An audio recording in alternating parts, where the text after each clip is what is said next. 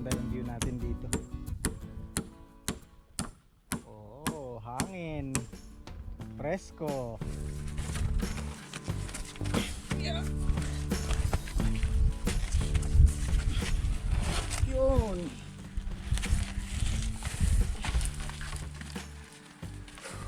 Ang laki ng ukay. Para sa kanyang poste.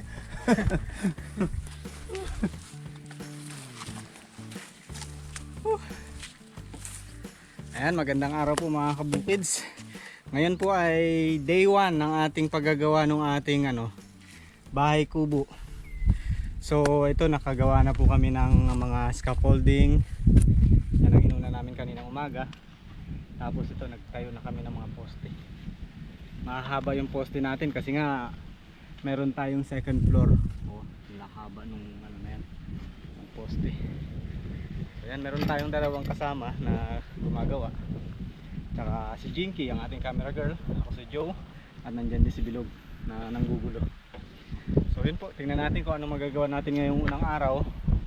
Pero ano pa lang naman magkakalahating araw pa lang. Yan, nakatayo na kami ng mga kailangan namin. Unahin lang muna namin itong poste. Tapos siguro mamaya bubuhusan namin to ng semento para mas matibay. Si Kuya Jesse ang kasama natin at saka yung kanyang anak. Dahil si Kuya Jack na original natin sanang kasama, meron pong hindi nararamdamang maganda sa katawan niya. So kailangan niya munang magpa-check sa doktor. Mga poste natin kahoy po na matitibay po yan. Tatayo.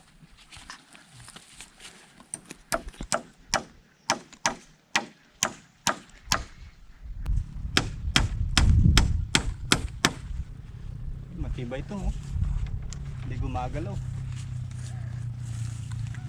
Kailangan daw po kasi itong unahin para yung poste natin ay hindi gumalaw kahit hindi pa nakakabit yung mga kahoy sa taas, para fix na siya kapag ginulugan ng tuntun.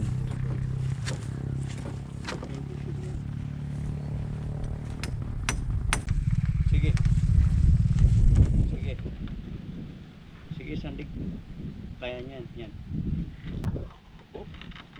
Okay yan. Sige papatagilid. Sige yan, bitaw mo raw. Okay, sino lang trash. Ano sentro dito? Oo, sa kabila ay yan. Pasok. Ay, wait lang. Ang gagalaw-galaw pako mahangin Okay siya? Okay na yan. Okay. Okay na yan. Wala problema. Parang wala siya sigurado. Juice muna. Juice muna.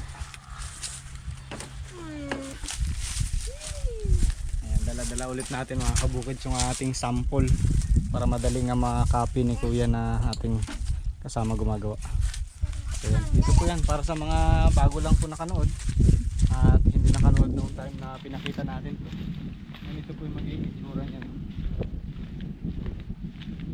O yan, ganyan po yung harap niyan. Nandito yung harapan nito. So yan, yung tinatayo po namin poste ngayon ay itong apat na to. Kaya mataas siya kasi dalawang aabot siya ng second floor. So yan, mayroon pa tayong mga kailangan itayo rito. Pero unti-unti lang.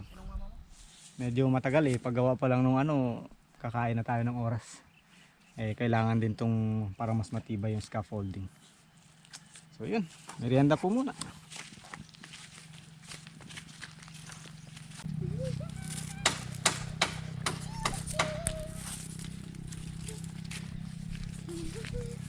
Mamitas muna tayo ng mga sitaw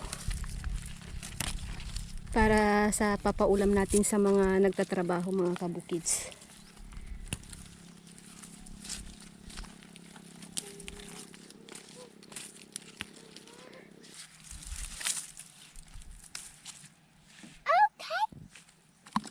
Ikaw na maghawak. Tara na, pwede na yan. Sitaw bata, Patani. sindul. Mga kabukids, putulin-putulin natin para maluto na. Isabay natin sa kalabasa. Yan. Kunwari masipag. Kunwari masipag. Burong ka naman ng Masipag naman si Bilog. Kumain.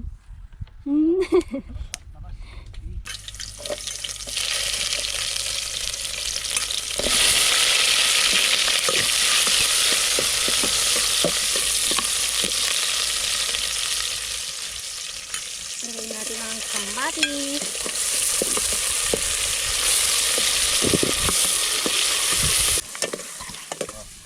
Ayan, dito na rin kami nagluto mga kabukid sa gilid ng ating pinagtatrabahuan. Naglagay lang kami dito ng konting pasilungan, trapal, para mas mabilis.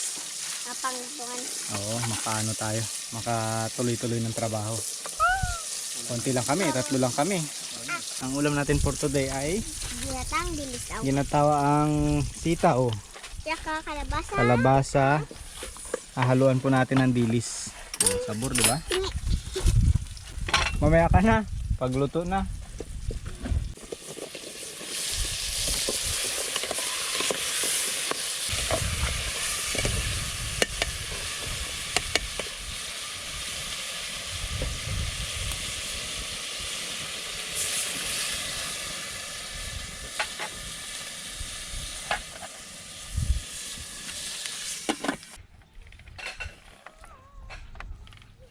Oh, ang buya.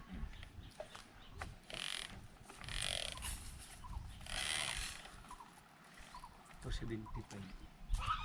50.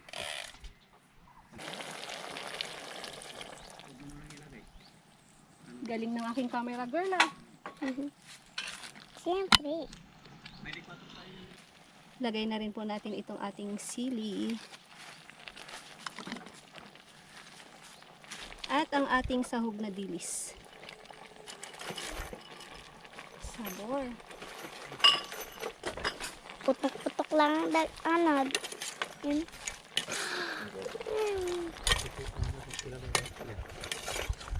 Bukas ay mag-sticker tayo pagka nagplatay ng dalong-dalong para yung pako natin hiwalay.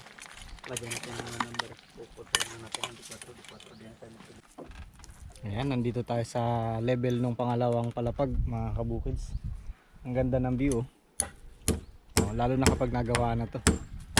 Mataas siya. Maganda yung view natin dito. Oh, hangin. Presko.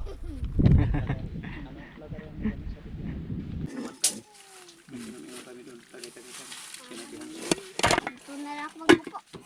Bakit kasali ka ba? Yeah. Kasali ka ba? Yeah. Kain na po. Talagang may sili, ang mga paborito nila. Kain po mga kabukids. Masarap ang ulam natin, simple lang ang ulam natin pero masabor. Sabon na sabon at binatang kalabasa. Buti nagkataon na medyo kumulimlim ngayon. Kanina napakainit na naman ang panahon. Ngayon maganda. Ikaw, Ate Jinky. Kain ka ng gulay, Bilog. Gusto natin, hindi nga ako makakuha ng mais. Para lumakas. Hindi daw siya makakuha. Nagigil ka rin. Ay! Hihigo mo. Tatanggal niya pa. Taks pa pa. Diyan ka na lang? Hindi matapon yung pagkain mo? Akan ko yan. Kain ka na. Sarap Baka na ulam. magutom ka. Dito ka tingkiwaw po ah. Sige, kain ka lang dyan. Kain ka ng marami ha. Maghahakot ka pa ng buhangin tsaka hollow blocks. Yun pala, yun na. Simula na. Simula na ng halo. Oh, tapos na sila sa poste oh. Hollow blocks na. Ito po, may ulam pa. Marami pong ulam dito. Meron pa rin dito yung kanina kung ito may itlog na maalat at saka kamatis.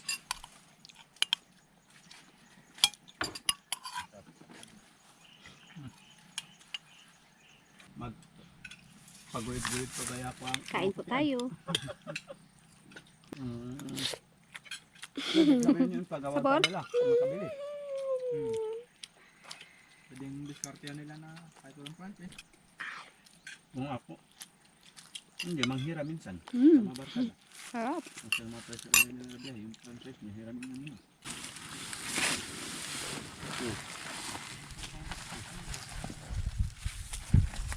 Ito lang pala natin, kaya mo yun. Wait, ito na natin, napagod.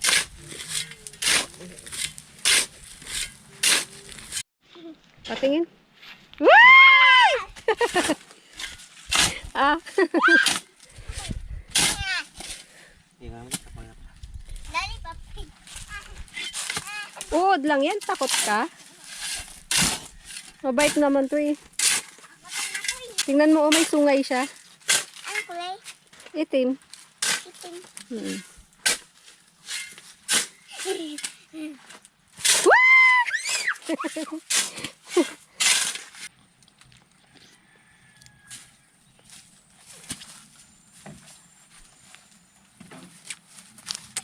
Sarap.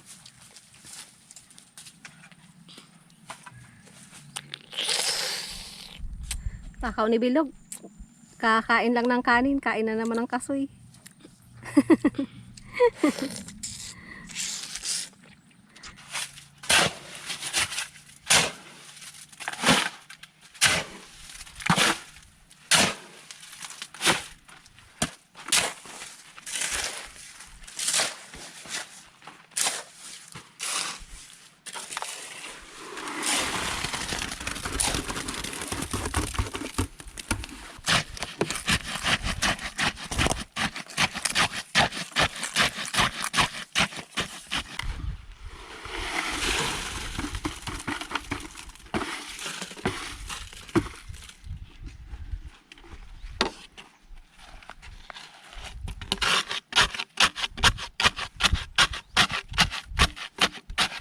So yan mga kabukids, pagkatapos naming maitayo ng maayos yung mga poste, nakita na namin yung pagkakatuwid niya ng tayo, ay naglalagay naman po kami ng ng buhos dito sa ilalim ng poste para kapag gumagawa na dito sa taas, hindi nagagalaw, hindi na magbabago yung naiset namin yung poste ba, yung pagkakatayo niya, hindi na tutumba, hindi na ganyan hihiga, mas matibay siya.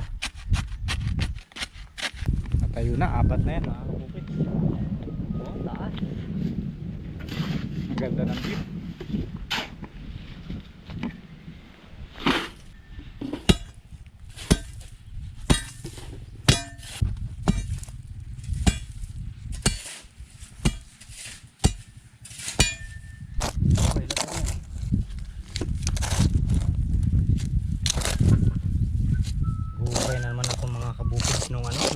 Poste, para sa poste naman dito sa veranda. So dito yung entrance natin, tapos may poste dito. Nandito yung kanyang flooring niyan. Kaya kaya ulit natin. Maliban pa to dun sa poste na yung 4.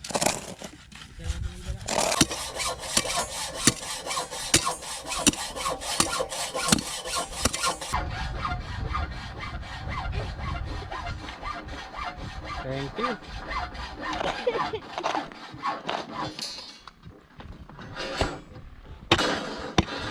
Konti, palabas na konti.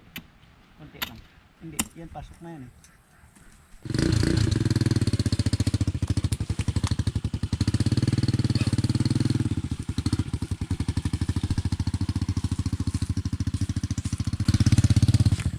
Yun mga kabukids, tapos na yung ating unang araw ng trabaho dito sa ating bahay kubo.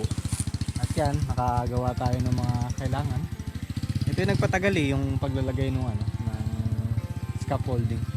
So importante rin pala talaga. Bago masimulan, kailangan muna.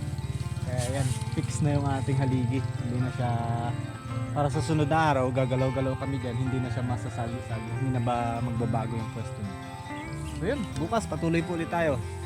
Ang ating nagawa ngayon ay scaffolding at saka haligi. Bukids! Pakain na ng itik. Pakain pakain na, na, iyak na, iyak na. Rak, rak, rak, rak, rak, rak.